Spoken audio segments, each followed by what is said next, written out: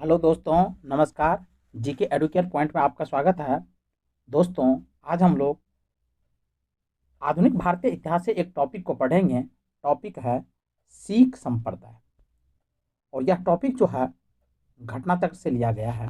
चलिए, इनसे जुड़े हुए जो महत्वपूर्ण तथ्य दिए गए हैं उन तथ्यों को एक एक करके देखते हैं। चलिए आरंभ करते हैं। सिख संप्रदाय के प्रवर्तक और सिखों के प्रथम गुरु गुरु नानक थे। सिखों के कुल 10 गुरु हुए, जिनमें से ये निम्नलिखित है। पहला है गुरु नानक, गुरु अंगद, रामदास, रामदास, अर्जुन देव, हरगोविंद, हर राय, हरकिशन, तेग बहादुर और गुरु गोविंद सिंह। गुरु नानक जो थे सिख धर्म के प्रथम गुरु थे, जबकि गुरु गोविंद सिंह जो थे सिख धर्म के अंतिम यानी 10वें गुरु थे। भाई लहना, जिसे गुरु अंगद के नाम से सिखों के दूसरे गुरु बने, इन्हें गुरुमुखी लिपि के जन्मदाता माना जाता है।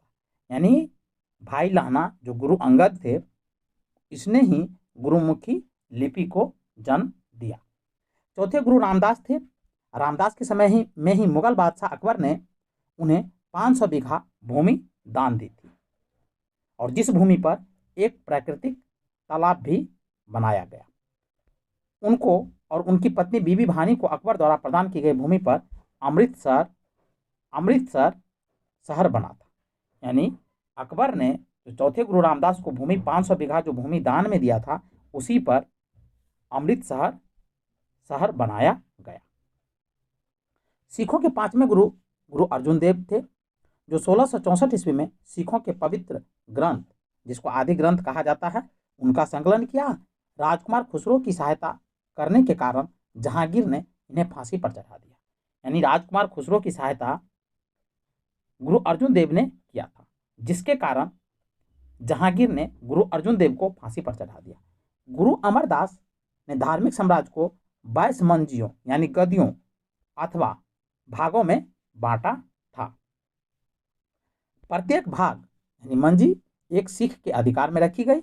गुरु अर्जुन देव ने अमृतसर तालाब के बीच में यानी मध्य में हरमिंदर साहिब का निर्माण करवाया।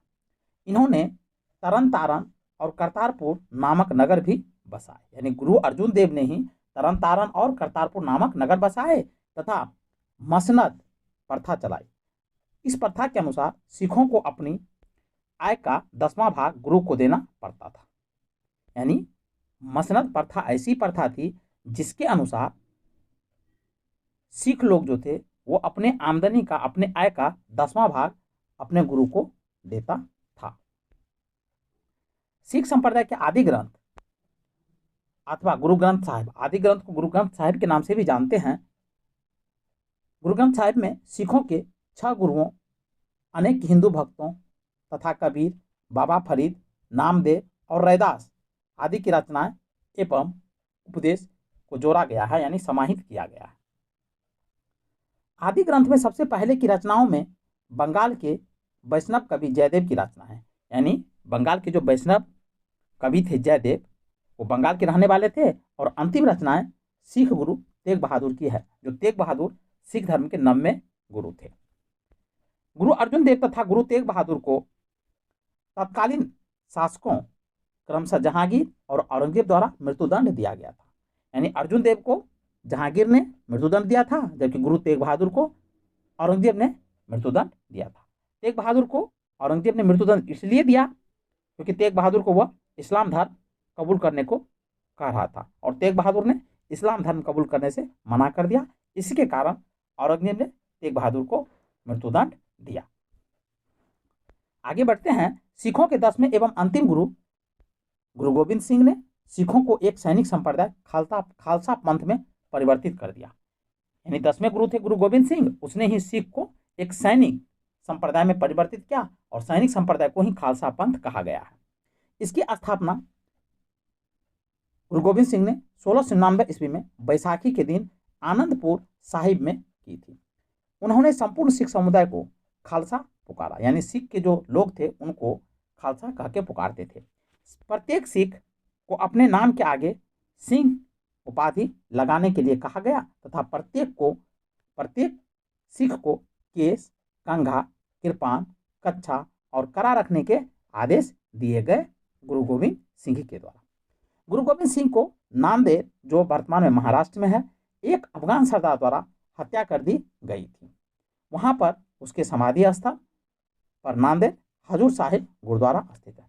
यानी गुरु गोविंद सिंह के जो समाधि स्थल है वो महाराष्ट्र के नांदेड़ में है, उसको हजूर साहिब, और नांदेड़ में ही हजूर साहिब गुरुद्वारा भी स्थित है जो महाराष्ट्र में है। बांदा बहादुर का मूल नाम लक्ष्मण देव